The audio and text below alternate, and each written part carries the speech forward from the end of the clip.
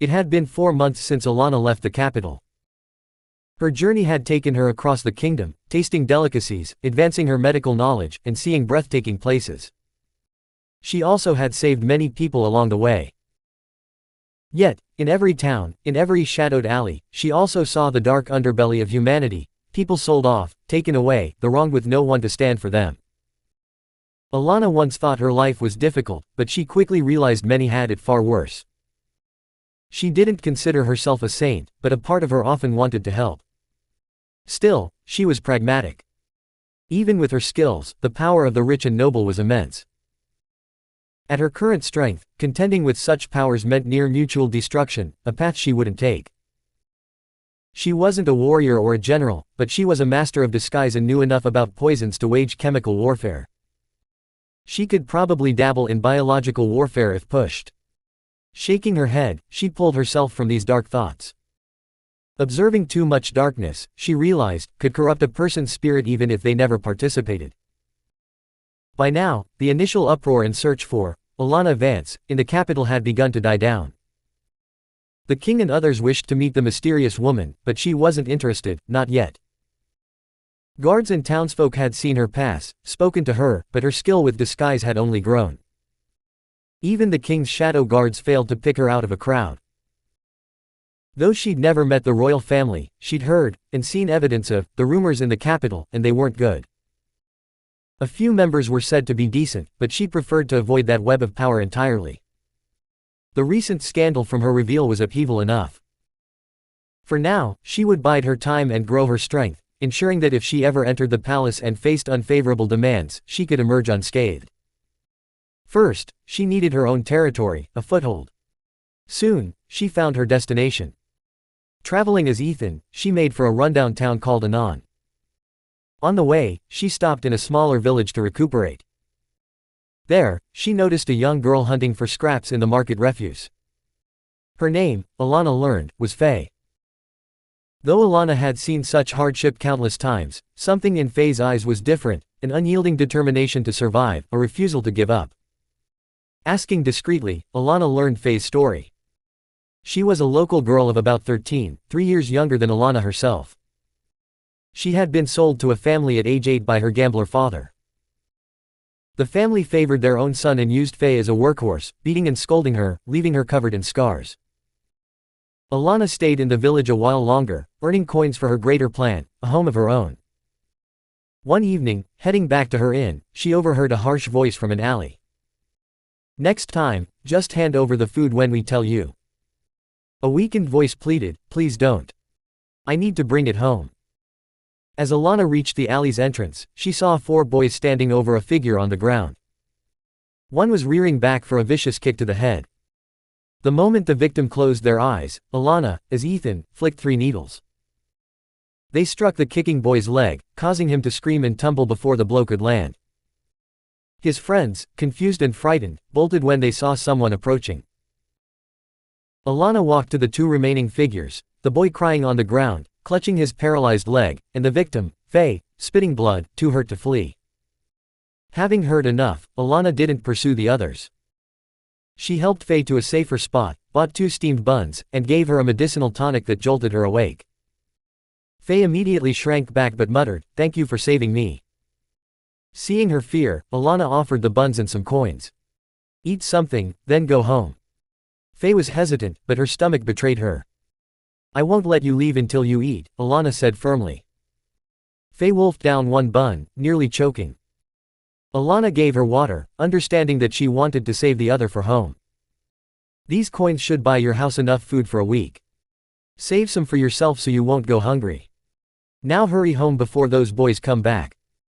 Faye stood, bowed deeply in thanks once more, and then ran off. After a few more days in Elana, Elana continued to her true destination, the decaying old city of Aurora's Reach. Upon arrival, 2 groups of workers she had hired on her journey were already waiting. A third would arrive later.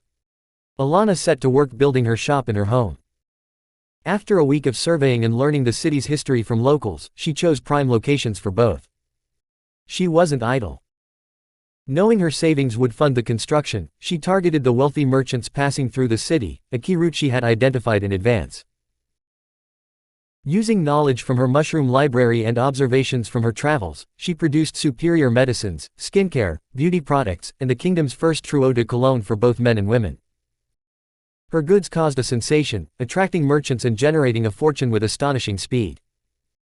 Within weeks, the first team had completed the foundations and basic structure of her house. The second team arrived to continue, implementing the complex, secure design with its hidden passages.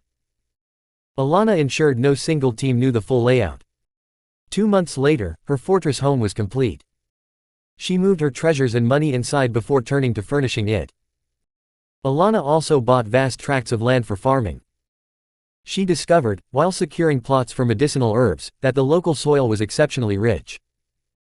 This secret had been lost as the city declined and its population dwindled. Seizing the opportunity, she procured a large stock of seeds and plants, hired farmers, and established diversified fields, staple crops like potatoes and hardy grains, rye and barley, dedicated medicinal herb gardens, and a revolutionary addition for the region, a large plot of mulberry trees for sericulture, silk production. She also established pastures for livestock, goats, sheep, and sturdy cattle, and built coops for chickens. She posted guards to protect these new assets from thieves and had proper fences and outposts built to secure the entire agricultural zone. Her ventures had already pumped money and jobs into the local economy. But standing out attracted the wrong kind of attention. One day, as Ethan inspected a shop, a group of hired thugs surrounded him with knives, muttering threats. Elana didn't waste words. As they closed in, she moved with targeted precision. A moment later, they were all paralyzed from the neck down, having inhaled a paralytic powder. "Learn who you're messing with," she said calmly, before disabling their speech and walking away. They were found an hour later, alive but immobile, causing a citywide panic. When the paralyzed men were brought to her apothecary, Elana simply said, "I can't cure them. They might recover in a month. Or longer. Who knows?" To the men, she seemed like a monster. In her own mind, she felt a twinge at her own coldness. But who told them to try and rob me? After a third set of would-be robbers were found in the same state, the city realized the common thread: all had tried to steal from someone. The city speculated that it must be the work of a passing merchant with strange new arts, but a growing suspicion also began to settle on their own new apothecary, Ethan. With her house complete and her wealth secure, Elana took a week to do nothing but sleep and recuperate, simply because she could. Soon after, she leveraged her economic power. She met with the aging city administrator, Lucian, and made her intent to take over clear. Seeing the immense benefit Elana brought and knowing resistance was futile, he stepped down without a fight. Elana assumed control. Her reforms were swift. Roads were paved and the city's drainage was dug out and properly maintained, a fundamental act that lifted the general health and smell of the place. New buildings rose: a library, a school, a courthouse, a bank, and an orphanage. She also designated a fortified, no-nonsense building as the city jail. Its purpose was clear: secure detention. Justice in Aurora's reach was pragmatic. Petty thieves might be beaten and fined. Violent thugs could face the lash or the axe. The jail was for those awaiting trial, for short-term punishment, or for those whose crimes fell into a gray area where exile was too lenient and execution too severe. During this time, a suspicious merchant caravan was stopped at the gate. It carried a shipment of trafficked children. The guards, newly trained, called Elana. Elana knew the bitter truth: trafficking wasn't outlawed in the kingdom. Forcing the issue could bring greater trouble. She also knew herself: she was not warm, nor given to soft words. Her presence would more likely frighten the traumatized children than comfort them. Instead, she sent for the orphanage matron, a woman known for her kindness, and let her offer each child a choice to stay. All chose to stay, so Elana paid the trafficker for the children and let him pass.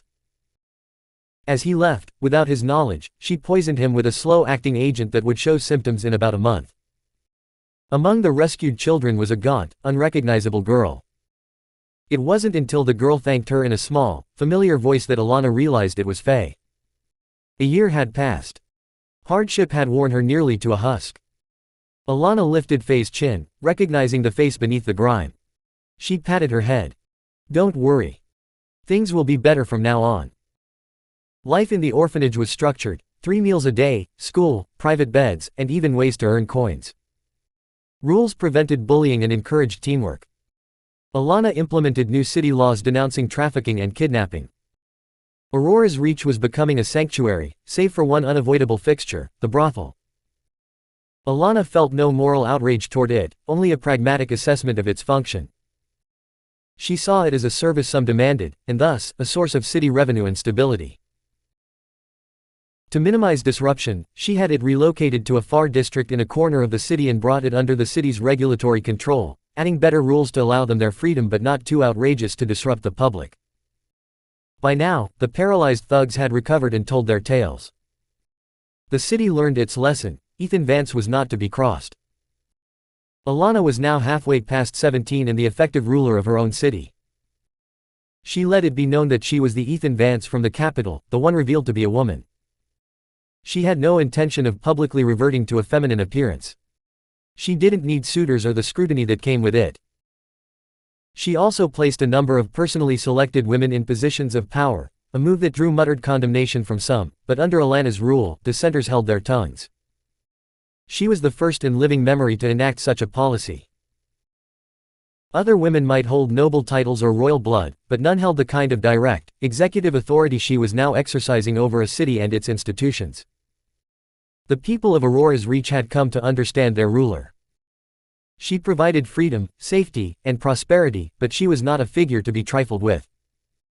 Unpopular as her female appointments might be with some, they had to accept it. Elana was not one for endless debate on unnecessary points. She would listen to a decent argument, but otherwise, she acted, solving problems with few words or none at all. In Aurora's Reach, Elana was both revered and feared. The officials and administrators in her service learned they could prosper, but they could not become greedy or complacent. Amassing wealth was permitted. Exploiting the citizens or neglecting their duties to the city was not. Their ruler did not issue warnings or engage in debates. She examines evidence, ascertains the truth, and issues her verdict. A healthy fear was instilled, balanced by the understanding that as long as the rules were followed, everyone thrived. The laws existed not to control, but to maintain a functional, free society. Her favorite pastimes became sleeping, painting, and tending to patients in her small clinic. She had painted many self-portraits over the years and countless landscapes from her travels. One day, she noticed Faye lingering around the clinic, looking as if she wanted to speak. Eventually, the girl stammered, "Do you need any help, Miss Vance?" The rumor that Ethan Vance was truly Elana Vance, a woman, had spread, though only her closest subordinates had seen her true face. Many citizens, particularly men disgruntled by women in power, chose not to believe it. Others didn't care, life was better than it had ever been. Seeing Faye's shy eagerness, Elana patted her head. "Sure. What can you do?" "Anything you ask," Faye said quickly. Before assigning a task, Elana questioned her about life at the orphanage. Satisfied it wasn't a problem with the orphanage, Elana gave Faye a simple duty: cleaning the clinic. Thus, Faye fell into a routine of helping with minor chores. Around this time, a friend from the past arrived. Elana had written to Emma's family, and hearing of the new city's opportunities, they had moved to Aurora's Reach. Just before they arrived, Elana came across a few combat manuals from a passing merchant.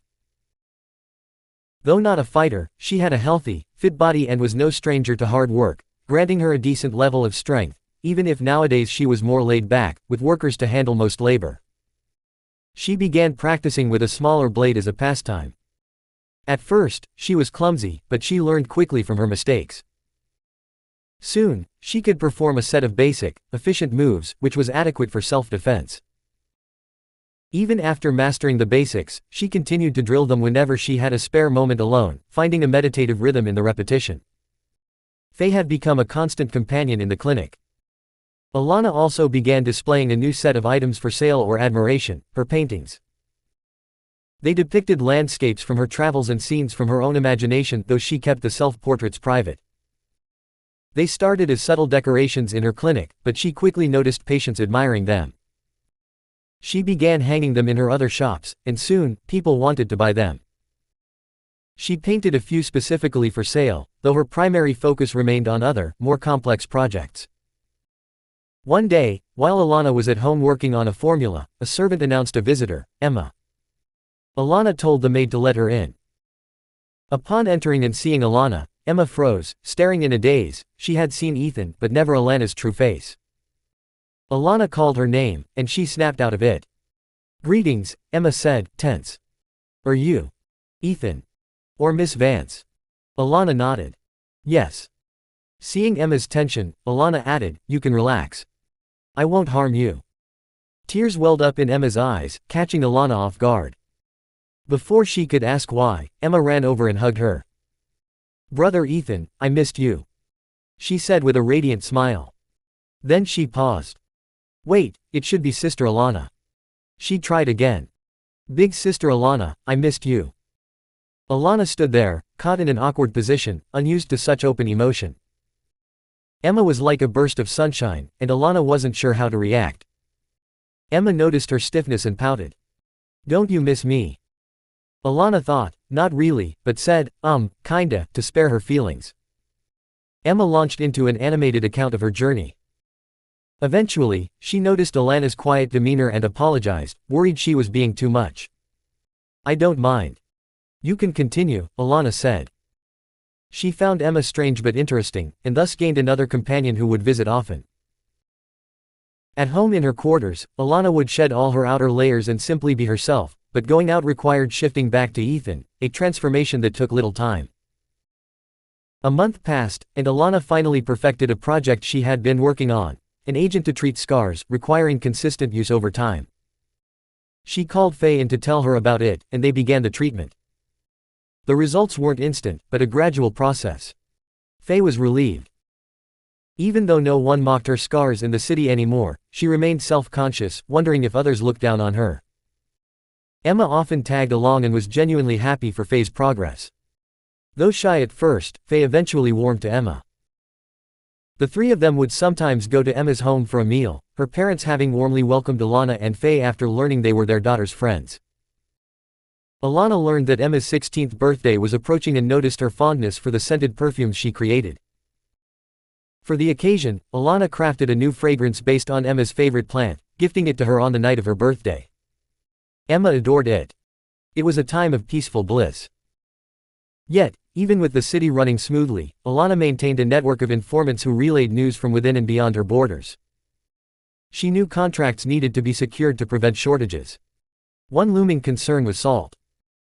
While not expensive on a small scale, securing enough for an entire city could become prohibitively costly. It was time for business, and her first destination was the port town of Sales. To her surprise, she had an unexpected tag along, Emma. Seeing the anticipation in the girl's eyes, Elana considered it for a moment before shutting the idea down. "No. You shouldn't worry your parents, and it's safer for you to stay here." Emma pouted but reluctantly agreed. The journey was largely uneventful. Bandits attacked once, but it ended poorly for them. Within 30 seconds, they were on the ground, paralyzed. "I should really create an insignia so people know who they're messing with," Elana thought. "I'll deal with that later." She had the bandits tied up. The next time they awoke, they were in a prison cell in Sales. Elana tracked down a supplier and purchased a large amount of coarse, low-grade salt, the kind no one else wanted, sold cheaply in bulk. She believed she could refine it. Contracts were secured for specific seasonings, including some that couldn't be obtained from plants. She also planned to visit 2 more locations for other goods. Passing by the sea in Sales, she paused to look out at the vast waters. The town was famous for its seafood, which Elana found delicious. Sometimes she would order a meal to enjoy. Other times, she would inquire about the preparation. While she had her own cook, she still liked to learn recipes, a practical habit left over from a childhood where her next meal often depended on her own 2 hands. Staring at the sea, an idea began to form. Wells. No. Ponds. They could dry up. The river. A plan crystallized. She returned to the merchants and made another contract, this time for live sea creatures, to be delivered at a future date. She specified the species for the live sea creature contract and finalized the deal. On the journey to the next 2 cities, a mining town and a major trade hub, Elana was slightly distracted, mentally designing and redesigning her sea creature farm. The main complication was the river's location in the far south of the city, at a lower elevation. She still managed to secure contracts for metal ores and other materials, expertly handling the merchants who tried to haggle. On the return trip, she began sketching her finalized design. By the time she arrived back at Aurora's Reach, the plans were complete. After checking on the city's affairs, she handed the designs to her foreman, instructing them to begin construction on what would likely be the kingdom's first aquaculture farm for saltwater species. While supervising, she still found time for Faye and Emma. Then, a messenger arrived from the capital. Word had finally reached them about Elana's location. Elana was annoyed. She was busy, but if they had sent for her personally, she supposed she would have to visit. After she finished her current project. No one orders me around, she thought. She invested more money and manpower to complete the aquaculture project faster, while making sure the structure is built properly. As soon as it was finished, the first shipment of live creatures arrived. They were released into their designated ponds under Elana's watchful eye. She planned to stay an extra week to observe their behavior. The first day saw 2 pond failures. The creatures couldn't adjust to the water. Elana, who had wisely not released all of them at once, worked to diagnose the issue. The other ponds, however, showed promising activity. Some creatures tried to escape, but Elana had anticipated this in her design. She spent 7 days meticulously recording data before she had to leave. She wanted to observe longer, but she probably shouldn't keep the king waiting indefinitely. She left the ongoing recording task to Faye, instructing her to note any daily changes. Experienced fishermen, whose knowledge of the creatures was vital, were hired and trained to tend to the new ponds, and Faye was assigned guards, not that anyone would dare interfere, but it was an extra precaution. Elana prepared to depart at dawn the next day. Overnight, she gained a tag along. Emma still wanted to travel with her. Elana remained hesitant. "Is there a problem with the city?" she asked. "No, the city is wonderful," Emma said. "I just want to travel with you and see new places. I promise I'll behave." After some consideration, Elana added extra bodyguards specifically for Emma, confirmed the plan with her parents, and at the break of dawn, their party set out for the capital.